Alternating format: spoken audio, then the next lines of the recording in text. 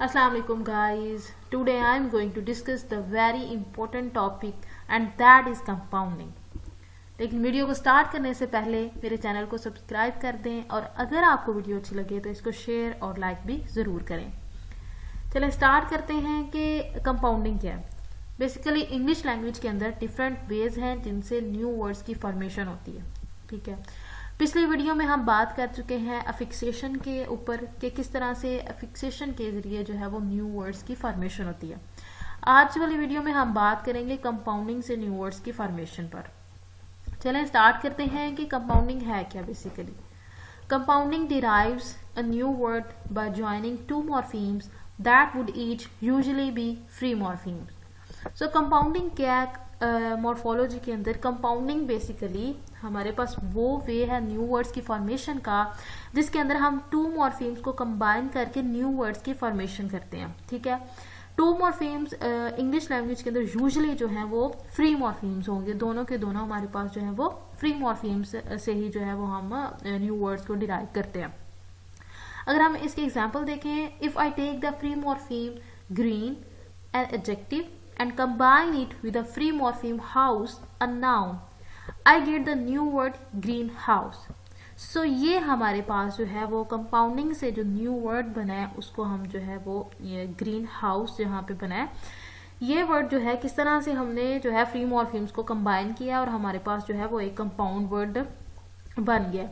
Like adjective जो था वो ग्रीन एक एडजेक्टिव है, उसको लिया, हमारे पास ग्रीन जो है वो एक फ्री मॉर्फीम है, उसके साथ हमने कंबाइन किया है हाउस को जो कि नाउन है, तो हमारे पास न्यू वर्ड की फॉर्मेशन हो गया दैट इज ग्रीन हाउस।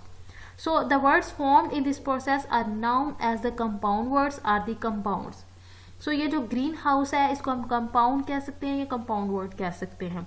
ठीक है, इस ये जो है इंग्लिश के अंदर बहुत इंपॉर्टेंट वे है जिससे न्यू वर्ड्स की फॉर्मेशन होती है। और मोस्टली और भी बहुत सी लैंग्वेजेस हैं जिनके अंदर जो है वो कंपाउंडिंग के जरिए जो है न्यू वर्ड्स जो है ऐड किए जाते हैं डिक्शनरी के अंदर।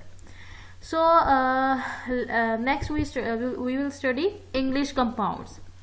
इंग्लिश कंपाउंड्स जो है वो compounds of two nouns like जो है वो टू मॉर्फीम्स फ्री मॉर्फीम जो कि दोनों ही नाउन्स होंगे, जब हम उनको कंबाइन करेंगे तो हमारे पास जो है वो कंपाउंड ऑफ टू नाउन्स बनेंगे like wind mill, dog bat and book store.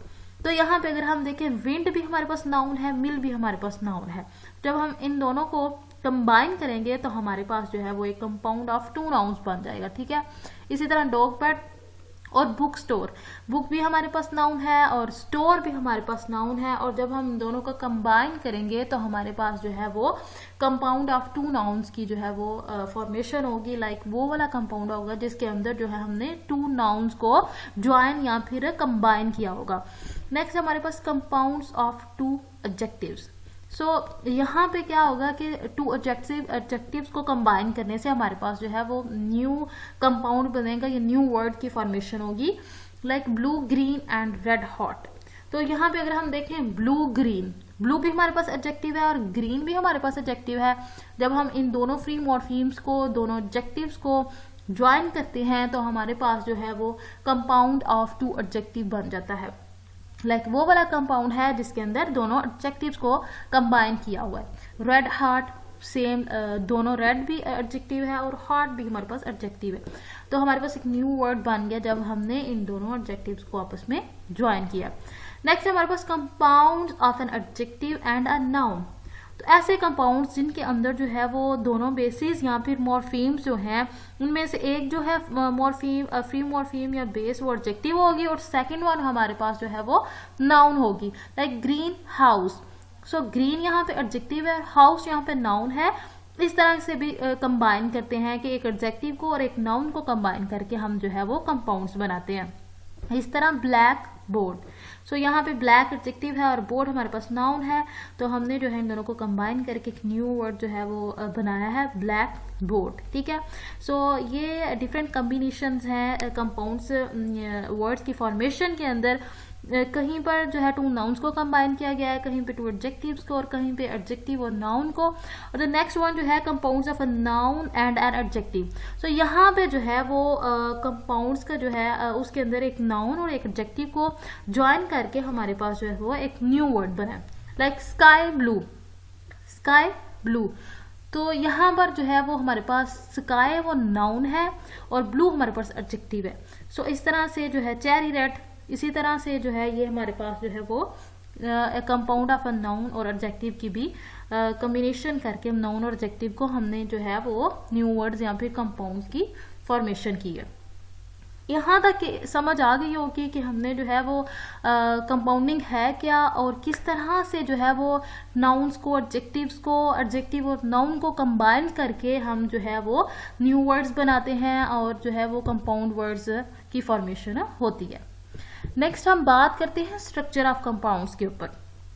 सबसे पहले देखें, languages other than English frequently construct compounds on free basis just as English does. वही वाली बात कि मोस्टली जो है वो कंपाउंड्स की फॉर्मेशन होती है फ्री बेसिस पर, ठीक है। फ्री मॉर्फीम्स, फ्री बेसिस को कंबाइन करके जो है हम जो है वो न्यू वर्ड्स बनाते हैं, ठीक है, कंपाउंड्स बनाते हैं। जैसे कि हमने जो है वो ऊपर डिस्कस किया है कि हमने ग्रीन और हाउस लिया, दोनों फ्री मॉर्फीम से, तो उनको कंबाइन करके जो है हमने कंपाउंड बनाए। English has bound bases as well as free bases, and when we put 2 of them together we might call these forms compounds as well. So some linguists call them neoclassical compounds as the bound bases usually derive from Greek and Latin. So यहाँ पे जो है वो थोड़ी सी अलग बात है कि लाइक अगर हम जो है वो फ्री और बाउंड बेसिस को भी कंबाइन कर दें, लाइक एक फ्री मॉर्फीम और एक बाउंड, या फिर एक फ्री बेस और दूसरी बाउंड बेस को कंबाइन करके जो कंपाउंड बनाते हैं, उन कंपाउंड्स को हम न्यू क्लासिकल कंपाउंड्स कहते हैं, क्योंकि बाउंड बेसिस जो हैं वो यूजुअली डिराइव होती हैं ग्रीक और लेटन से, इसी वजह से हम उनको न्यू क्लासिकल कंपाउंड्स भी कहते हैं। नेक्स्ट है हमारे पास the head of a compound. So structure of the compound के अंदर जो मोस्ट इम्पोर्टेंट एलिमेंट है वो हमारे पास हेड है। इसको अंडरस्टैंड करना बहुत जरूरी है। सो देखते हैं कि हेड है कौन सी बेस, कौन सी मॉर्फीम है जिसको हम हेड कहते हैं कंपाउंड के अंदर। So the head is the most important element that serves to determine both the part of speech and the semantic kind donated by the compound as a whole. So head क्या है? Head कह रहे हैं कि compound के अंदर जो है वो एक ऐसा इम्पोर्टेंट एलिमेंट है जो कि कंपाउंड की दोनों चीज़ें उनको डिटरमाइन करता है। लाइक पार्ट ऑफ स्पीच भी बताएगा कंपाउंड का कि ये कंपाउंड एडजेक्टिव है, नाउन है, हमारे पास जो है वो मतलब है ये कंपाउंड है क्या, हमारे पास एडजेक्टिव है या नाउन है। और दूसरी बात ये हमें बताएगा कि जो सिमेंटिक काइंड है, लाइक पूरा एज अ होल जो हमारे पास कंपाउंड है उसका जो एज अ होल मीनिंग क्या है। सो ये दोनों चीज़ें डिटरमिन कौन करेगा? हेड डिटरमिन करेगा। लेकिन हमें सबसे पहले ये जानना होगा कि हेड हम किसको कहेंगे कंपाउंड के स्ट्रक्चर के अंदर। चले अब वो देखते हैं कि हेड हमारे पास है कौन सी बेस या फिर कौन सा मॉर्फीम जिसको हम हेड कहेंगे, फर्स्ट वन या second one. In English the base that determines the part of speech of compounds such as greenhouse और sky blue is always the second one. So इससे हमें पता चल गया इस स्टेटमेंट से कि कंपाउंड्स के स्ट्रक्चर के अंदर वो वाली बेस जो कि पार्ट ऑफ स्पीच और सिमेंटिक काइंड या फिर कंपाउंड का मीनिंग बताएगी वो हमेशा सेकंड बेस होगी या वो सेकंड मॉर्फीम होगा, ठीक है। जैसे the compound green house is a noun as house is. So green house के अंदर हाउस जो था वो हमारे पास बेस हुई, क्योंकि हमने अभी पढ़ा हाउस जो है वो हमारे पास हेड हुआ, क्योंकि हमने अभी पढ़ा है कि कंपाउंड के अंदर जो है वो सेकंड वाली जो बेस है या सेकंड मॉर्फीम है वो हेड होगा। सो ग्रीन हाउस के अंदर ग्रीन तो फर्स्ट वाला मॉर्फीम, फर्स्ट बेस हुई, हाउस हमारे पास सेकंड बेस है। सो जो हाउस है वो हमारे पास हेड के तौर पर एक्ट करेगा।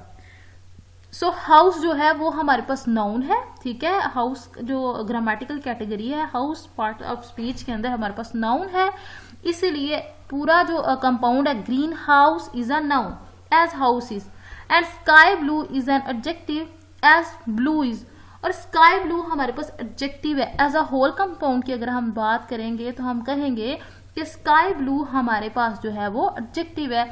अगर हम हेड का हमें नहीं पता तो हम इसको किस तरह से डिटरमिन कर सकते हैं?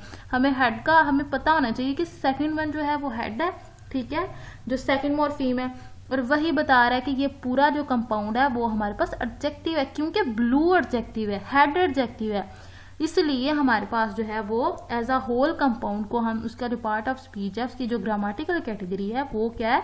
एडजेक्टिव है। और यहाँ पे हेड नाउन था, हाउस नाउन होता है।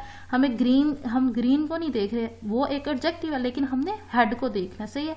हाउस हेड है, तो इसलिए ये हमारे पास क्या है? एक नाउन है। एज अ होल कंपाउंड का हम नाउन कहेंगे। Similarly the second base determines the semantic category of the compound. इसी तरह जो हमारे पास हेड है वो एक तो पार्ट ऑफ स्पीच को बता रहा है कंपाउंड के अंदर, सेकेंडली वो जो है वो सिमेंटिक कैटेगरी भी बताएगा कंपाउंड की। जो इंग्लिश कंपाउंड्स हैं उनके अंदर जो सेकंड बेस है उसको हम हेड कहते हैं, और हेड ही जो है वो पार्ट ऑफ स्पीच को भी बता रहा है, और सेकेंडली उसके जो मीनिंग है पूरे कंपाउंड का एज अ होल, और जो उसकी सिमेंटिक कैटेगरी है या मीनिंग है वो भी हमारे पास जो है वो सेकंड बेस या फिर सेकंड मॉर्फीम या फिर हेड बताएगा। For example, green house is a type of building and sky blue a color। सो यहाँ से हमें क्या पता चल रहा है कि ग्रीन हाउस हमारे पास बिल्डिंग है। क्यों? क्योंकि जो है हाउस हमारे पास एक बिल्डिंग है, हाउस एक घर है, बिल्डिंग है, इसलिए हेड है ना हाउस, तो इसलिए फिर ये ग्रीन हाउस जो है टोटल ये हमारे पास है क्या? एक बिल्डिंग है। And sky blue a colour, क्योंकि ब्लू एक कलर है और ये हेड है, इसलिए स्काई ब्लू जो है वो ये नहीं कि आसमान को हम कह रहे हैं, ठीक है, ये नहीं है। स्काई ब्लू डजंट मीन कि ये स्काई है, ये एक कलर है, क्योंकि यहाँ पे जो हेड है वो बता रहे हैं हमें कि ये जो है हेड कलर है, इसलिए हम sky blue as a whole colour को कहेंगे, ना कि ये कहेंगे कि स्काई ब्लू यानी कि स्काई जो है वो ब्लू है। स्काई नहीं है बल्कि ये एक कलर है sky blue. So English compounds are said to be right headed, इसी वजह से क्योंकि हमारे पास जो है वो सेकंड बेस हेड है जो कि ये राइट हेडेड है, इसलिए हम जो कहते हैं कि इंग्लिश कंपाउंड्स को हम जो है वो राइट हेडेड कहते हैं, क्योंकि सेकंड बेस है वो ही पार्ट ऑफ स्पीच भी एज अ होल कंपाउंड के बता रहा है, और सेकेंडली वो सिमेंटिक कैटेगरी यानी कि मीनिंग भी बता रहा है कि मीनिंग क्या है, ठीक है। ग्रीन हाउस, ठीक है, वो वाला हाउस जो कि the house that is painted green, इस तरह से is a type of building को कह रहे हैं हम green house. So I hope कि आज का लेक्चर जो है वो कंपाउंडिंग के ऊपर आपको अच्छे से समझ आ गया होगा कि किस तरह से इंग्लिश लैंग्वेज के अंदर और डिफरेंट लैंग्वेजेस के अंदर जो है वो कंपाउंडिंग के प्रोसेस से न्यू वर्ड्स की फॉर्मेशन होती है, और किस तरह से जो है वो न्यू वर्ड्स की एडिशन होती है वोकैब के अंदर। सो हमने जो है वो आज कंपाउंडिंग को देखा, कंपाउंडिंग है क्या, और सेकेंडली जो है हमने उसकी जो है इंग्लिश कंपाउंड्स को देखा है और स्ट्रक्चर पे बात किया है, और स्पेसिफिकली हेड के ऊपर डिस्कस किया है कि हेड किस तरह से बहुत इंपॉर्टेंट एलिमेंट है कंपाउंड्स की जो है वो सिमेंटिक काइड बताने के लिए, और सेकेंडली जो है वो उसकी जो है वो ग्रामेटिकल या फिर पार्ट ऑफ स्पीच को भी बताने के लिए। सो आई होप कि आज का लेक्चर आप लोगों को अच्छे से समझ आ गया होगा। अगर आपको वीडियो अच्छी लगे तो इसको लाइक, शेयर और मेरे चैनल को सब्सक्राइब ज़रूर कीजिए। मिलते हैं नेक्स्ट वीडियो में, तब तक के लिए इतना ही।